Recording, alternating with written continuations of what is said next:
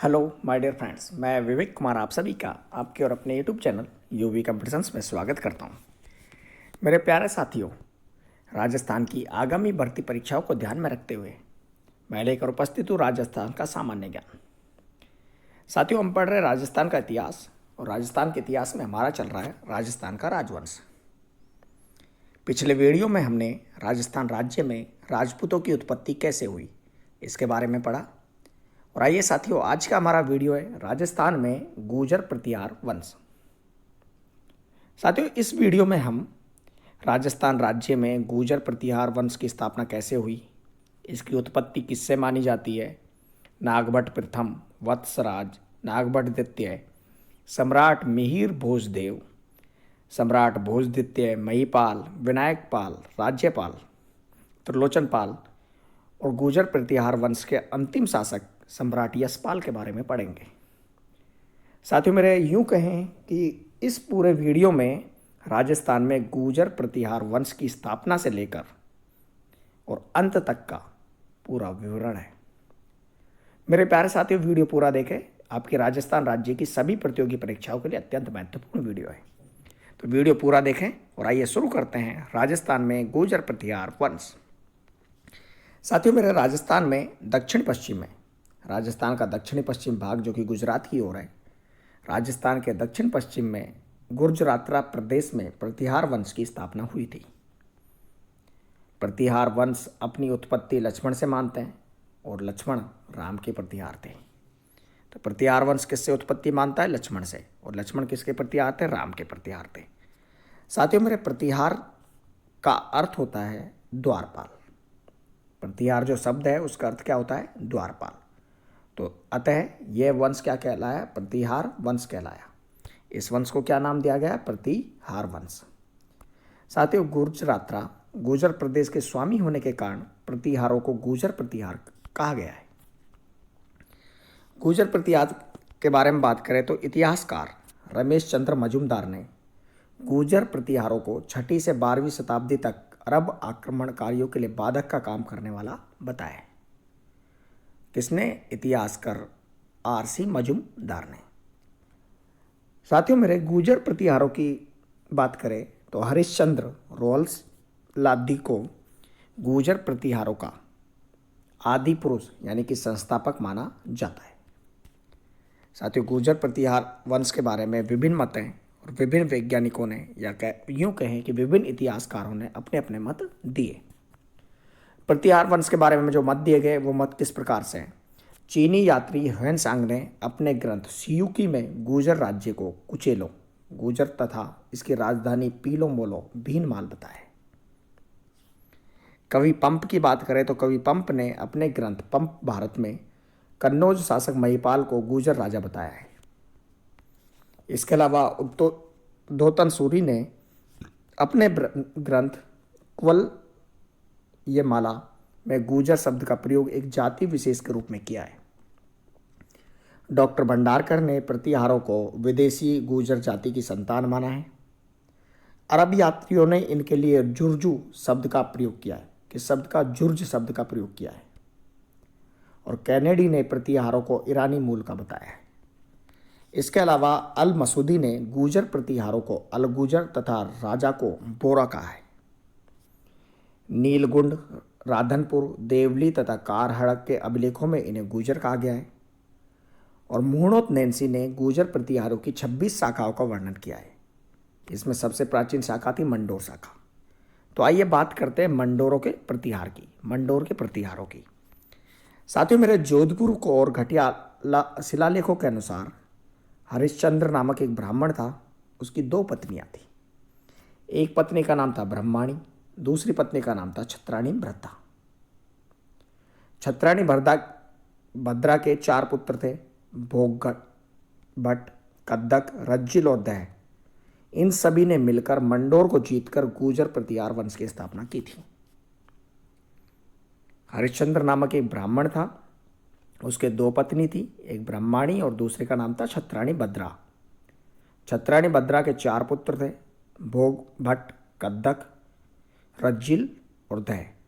इन चारों ने मिलकर क्या किया, मंडोर को जीता, और मंडोर को जीतकर किसकी स्थापना की, गूजर प्रतिहार वंश की स्थापना की थी। साथियों मेरे, हरिश्चंद्र को गूजर प्रतिहारों का संस्थापक माना जाता है। मंडोर के प्रतिहारों की वंशावली हरिश्चंद्र के तीसरे पुत्र रज्जिल से प्रारंभ होती है। कौन से पुत्र, तीसरे पुत्र रज्जिल से प्रारंभ होती है, और हरिश्चंद्र के 4 पुत्रों में से रज्जिल मंडोर का शासक बना था।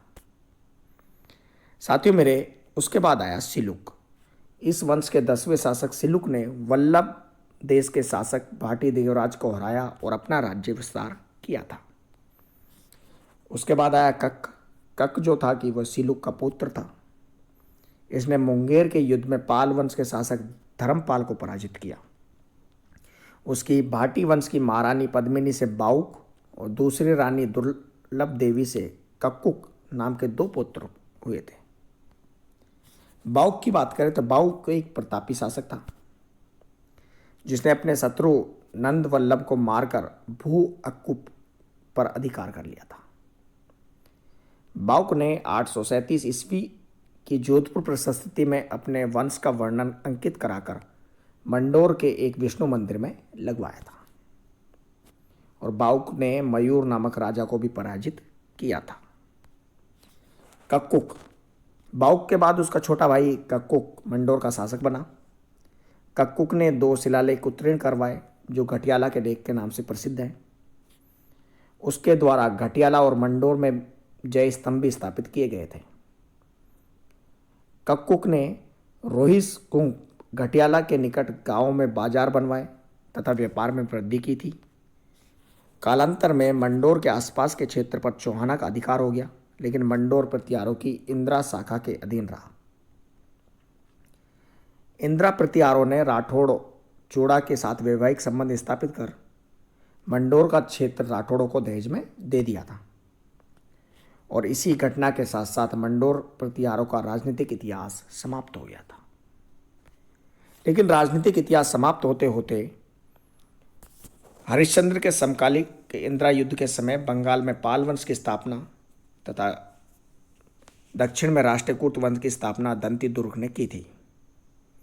और अब आगे नागभट्ट प्रथम, जिन्होंने 730 ईस्वी से लेकर 756 ईस्वी तक गूजर प्रतिहार वंश में शासन किया था। साथियों मेरे, नागभट्ट प्रथम की बात करें तो नागभट्ट प्रथम गूजर प्रतिहार वंश का प्रथम प्रतापी शासक हुआ।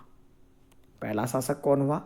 नागभट्ट प्रथम, जिसने अपनी राजधानी मंडोर से मेड़ता शिफ्ट की, मेड़ता से भीनमाल ले गया, भीनमाल से उज्जैन ले गया और उज्जैन से वापस लाकर भीनमाल रख दी। चीनी यात्री हैनसांग, चीनी यात्री थे हैनसांग ने गूजर प्रतिहार वंश की राजधानी भीनमाल की यात्रा की थी, और उसने भीनमाल को क्या नाम दिया था? पीलो भोलो के नाम से पुकारा था।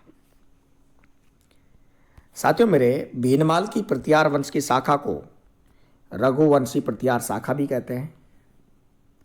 और नागभट्ट प्रथम के काल में राजस्थान में अरबी आक्रमण प्रारंभ हो गए थे।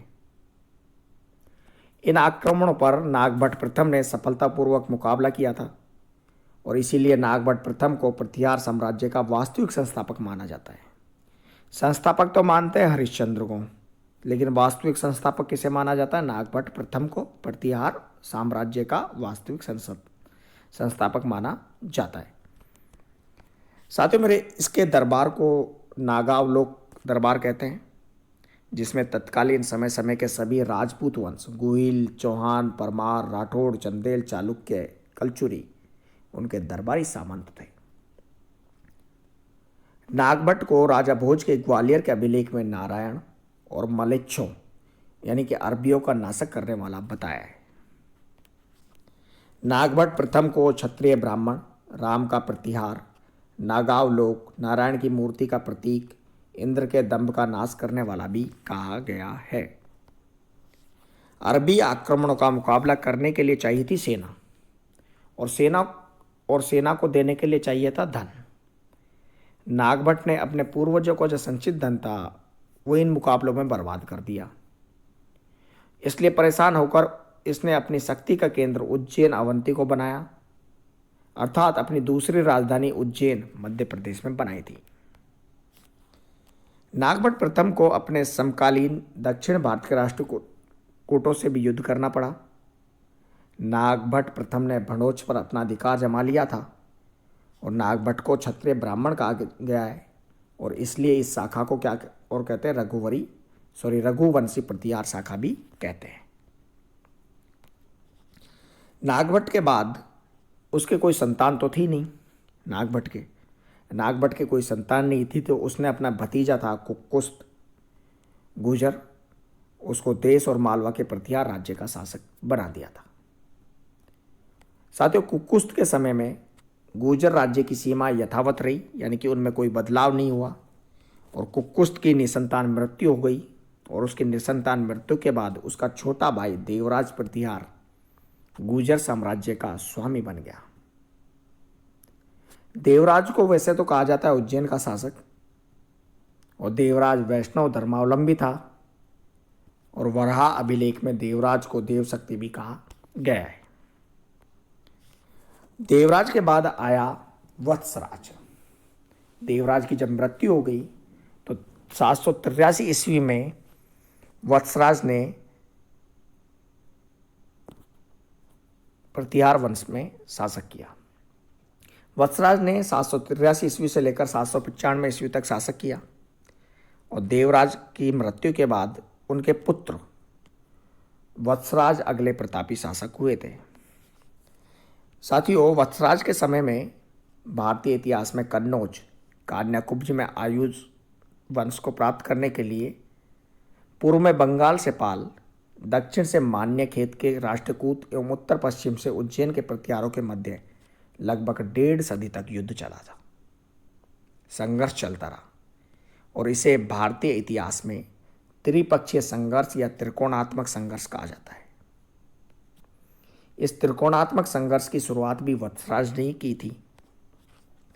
वत्सराज ने कन्नौज के सम्राट इंद्रा युद्ध पर 783 ईस्वी के बाद एक भारी सेना के साथ चढ़ाई की और कन्नौज के शासक इंद्रा युद्ध को आसानी से परास्त कर कन्नौज पर अधिकार कर लिया और इसीलिए वत्सराज को प्रतिहार वंश का वास्तविक संस्थापक और रणहस्तिन कहा गया है। साथियों मेरे, इन्होंने बंगाल के पाल शासक धर्मपाल को पराजित किया और ग्वालियर अभिलेख से जानकारी मिलती है कि वत्सराज ने भंडी जाति को पराजित करके उनका राज्य छीन लिया। इस जाति का उल्लेख जोधपुर अभिलेख में हुआ है। इसके समय इनके दरबारी कवि उद्धोतन सूरी ने कुवलयमाला की रचना की थी 778 ईस्वी में जालोर में और जैन आचार्य जीनसेन ने हरिवंश पुराणम की रचना की थी। साथियों मेरे, वत्सराज ने जोधपुर के ओसिया में मंदिरों का निर्माण करवाया था। कहाँ पर? जोधपुर के ओसिया में। ओसिया कहाँ पर है? जोधपुर में। ओसिया में सूर्य व जैन मंदिर प्रसिद्ध है, यानी कि ओसिया सूर्य व जैन मंदिरों के लिए विश्व प्रसिद्ध है। ओसिया के मंदिर महामारू शैली से बने हैं, लेकिन ओसिया का हरिहर मंदिर पंचायतन शैली से बना है। मतलब ओसिया जो है जोधपुर में और इसमें जो मंदिर बने वह महामारू शैली से बने हैं, लेकिन ओसिया का हरिहर मंदिर पंचायतन शैली से बना है। ओसिया की बात करें तो ओसिया राजस्थान में प्रतिहारों का प्रमुख केंद्र था। ओसिया के मंदिर प्रतिहार कालीन है। ओसिया को राजस्थान राज्य का भुवनेश्वर भी कहा जाता है।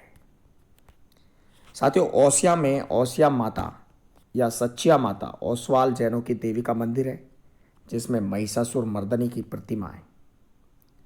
ओसिया में भगवान महावीर स्वामी के मंदिर है, जो पश्चिमी भारत का सबसे प्राचीन जैन मंदिर है। ये थी बात ओसिया की। और इसके बाद वत्सराज इस समय दक्षिणी भारत के एक बड़े हिस्से पर राष्ट्रकूट वंश का राज्य था। इनके समकालीन राष्ट्रकूट राजा ध्रुव बड़ा महत्वाकांक्षी था। उसने वत्सराज पर आक्रमण किया और इन्हें हरा दिया। इसके बाद उसने पाल शासक धर्मपाल को भी पराजित कर दिया, राष्ट्रकूट वंश के शासक ध्रुव ने। यह युद्ध गंगा और यमुना के पाट के बीच हुआ था, जिसे दोआब कहते हैं।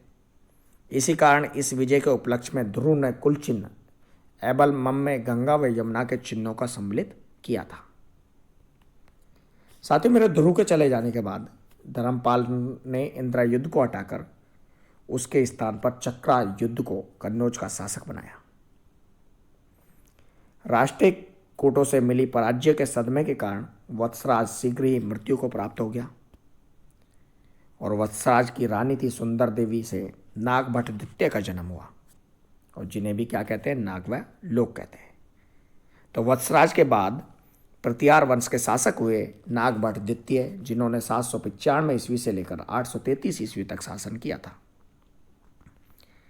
नागभट्ट द्वितीय वत्सराज और मौर्य वंश के राजा यशोवर्मन की पुत्री रानी सुंदर देवी का पुत्र था। यानी कि वत्सराज किसका पुत्र था, नागभट्ट द्वितीय किसका पुत्र था, वत्सराज, और उनकी पत्नी सुंदर देवी जो कि मौर्य वंश के राजा यशोवर्मन की पुत्री थी, उनके पुत्र थे। नागभट्ट द्वितीय ने 806 से 808 ईस्वी के मध्य राष्ट्रकूट वंश के शासक गोविंद तृतीय से युद्ध किया। इस युद्ध में नागभट्ट द्वितीय की हार हुई, लेकिन उसने हिम्मत नहीं हारी और वापस से तैयारी में लग गया। लेकिन गोविंद तृतीय वृद्ध हो गया, बूढ़ा हो गया और अपनी घरेलू समस्याओं में फंस गया, जिसका नागभट्ट ने फायदा उठाया, उस पर आक्रमण किया और कन्नौज के शासक चंद्रायुध को हराकर 816 ईस्वी में कन्नौज पर अधिकार किया और कन्नौज को गुर्जर प्रतिहार वंश की राजधानी बनाया तथा इसके साथ ही प्रतिहारों की कन्नौज शाखा का आरंभ हुआ। नागभट्ट द्वितीय ने बंगाल के शासक धर्मपाल को पराजित कर मुंगेर पर अधिकार किया तथा अरबी आक्रमणों को भी रोका था। नागभट्ट द्वितीय ने आयुध वंश और पाल वंश को पराजित करने के बाद परम भट्टारक, महाराजाधिराज, पंच परमेश्वर की उपाधि धारण की और त्रिपक्षीय संघर्ष को समाप्त किया था। इनके पिताजी जो थे नागभट्ट द्वितीय के वत्सराज ने त्रिपक्षीय संघर्ष शुरू किया था और नागभट्ट द्वितीय ने त्रिपक्षीय संघर्ष को समाप्त किया था। नागभट्ट द्वितीय ने बुचकेला, जोधपुर में एक विष्णु तथा शिव मंदिर बनवाया, जो वर्तमान में शिव तथा पार्वती के मंदिर के रूप में विख्यात है। नागभट्ट द्वितीय ने तुर्क मुस्लिम राज्य पर विजय प्राप्त की और यहाँ का राजा वारिस बेग था।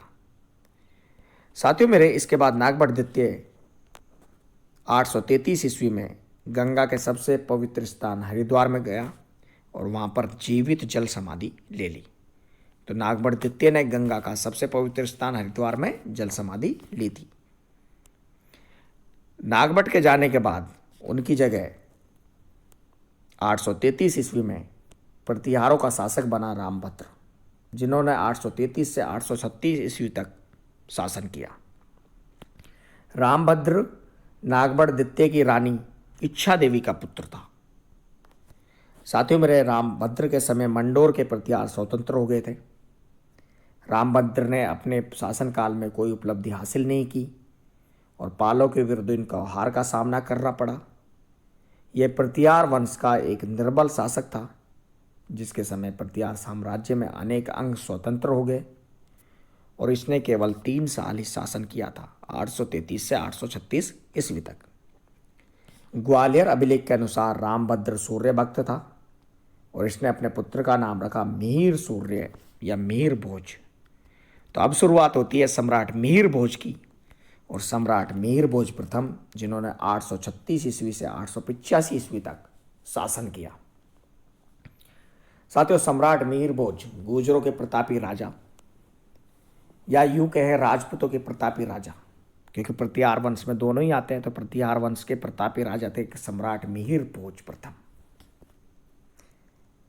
सम्राट मिहिर भोज प्रतिहार वंश के महत्वपूर्ण और सबसे प्रतापी शासक हुआ करते थे। साथियों, मिहिर भोज के पिता का नाम था रामभद्र तथा माता का नाम था अप्पा देवी। मिहिर भोज वैष्णव धर्म के अनुयायी थे। ग्वालियर अभिलेख में मिहिर भोज की उपाधि आदिवराह तथा दौलतपुर अभिलेख में प्रभास मिलती है। कश्मीरी कवि थे कल्हण, और कल्हण ने राज तरंगिणी एक लेख लिखा और राज तरंगिणी में मिहिर भोज की उपलब्धियों का वर्णन किया है।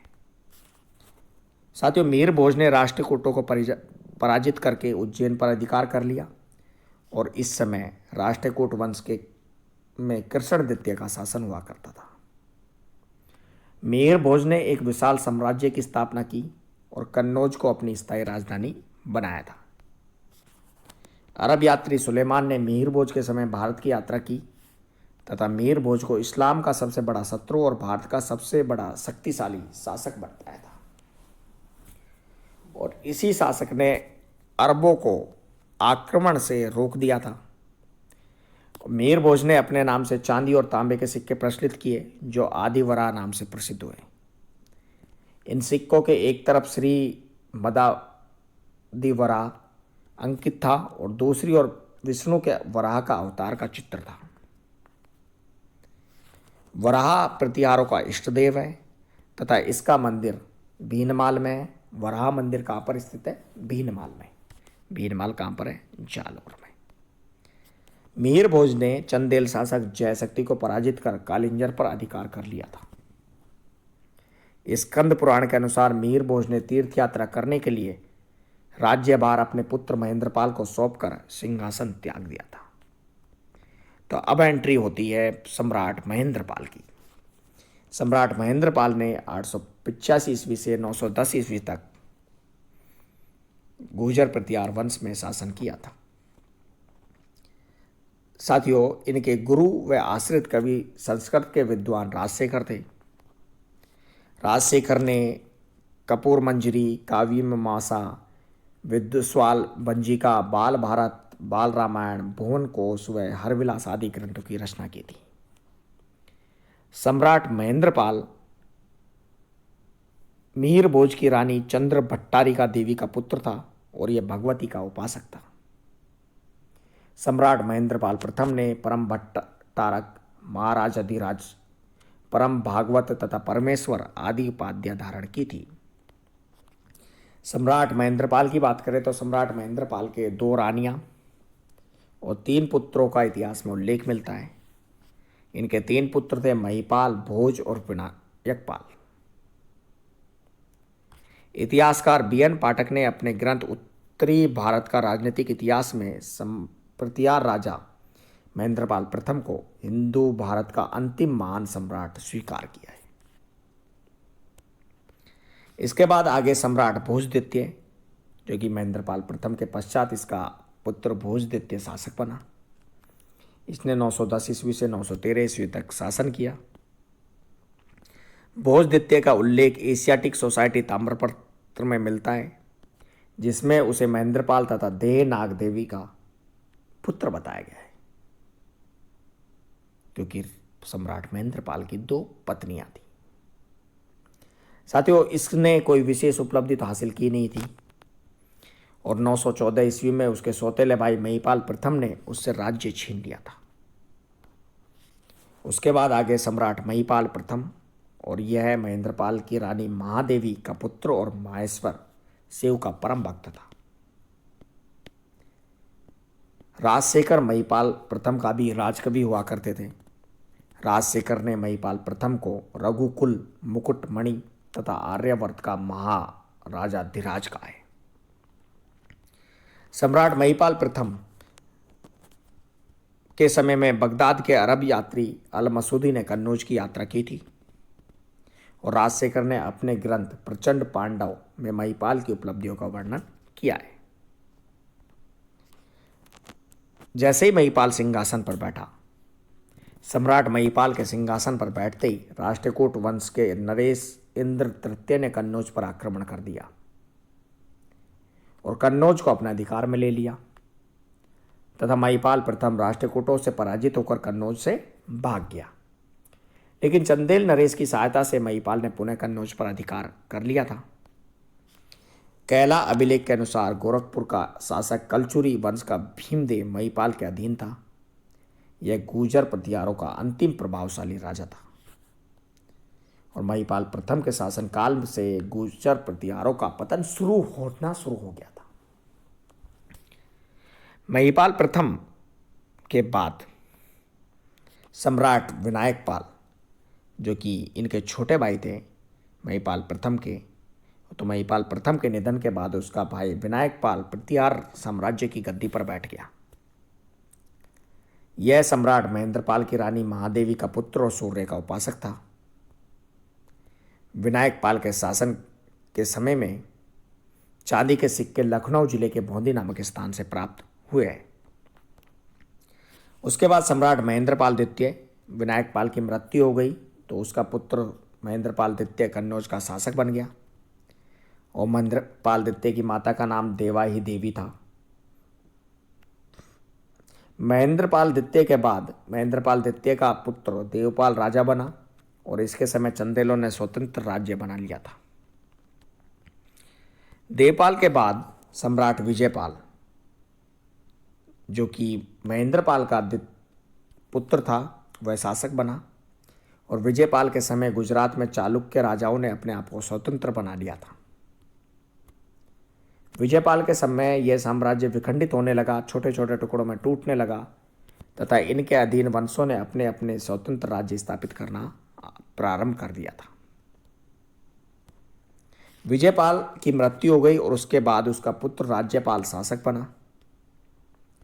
1018 ईस्वी में महमूद गजनवी ने राज्यपाल पर आक्रमण किया तथा कन्नौज के असंख्य मंदिरों को नष्ट कर दिया था। महमूद गजनवी के वापस लौटते ही चंदेल वंशीय शासक विद्याधर ने राज्यपाल पर आक्रमण कर दिया, क्योंकि राज्यपाल ने गजनवी से युद्ध नहीं किया था और इस युद्ध में राज्यपाल मारा गया। राज्यपाल के मरते के साथ ही सम्राट त्रिलोचन पाल प्रतिहार वंश के शासक बने और इसके समय महमूद गजनवी ने पुनः आक्रमण किया और त्रिलोचन पाल को हरा दिया। चंदेल शासक विद्याधर देव के आक्रमण के बाद भी रामगंगा नदी के दूसरी ओर के क्षेत्र प्रतिहारों के अधिकार में बने हुए थे और बरूनी के अनुसार इस समय प्रतिहारों की राजधानी कन्नौज नहीं थी बल्कि बारी थी। सम्राट त्रिलोचन पाल के जाने के बाद सम्राट यशपाल शासक बने और यशपाल गुर्जर प्रतिहार वंश का अंतिम शासक था। सम्राट यशपाल 1093 ईस्वी के आसपास चंद्रदेव गढ़वाल ने प्रतिहारों से कन्नौज छीन लिया और इस प्रकार प्रतिहारों के साम्राज्य का 1093 ईस्वी के आसपास पतन हो गया था। 11वीं शताब्दी में गढ़वाल वंश ने कन्नौज पर अपना अधिकार स्थापित कर लिया था और इस तरह राजस्थान राज्य में प्रतिहार वंश का पतन हुआ। 6वीं शताब्दी से लेकर 11वीं शताब्दी तक इन्होंने अधिकार किया था। नागभट्ट प्रथम से इनका राज्य शुरू हुआ। हरिश्चंद्र इसके संस्थापक माने जाते हैं या कह सकते हैं मूल पुरुष माने जा सकते हैं।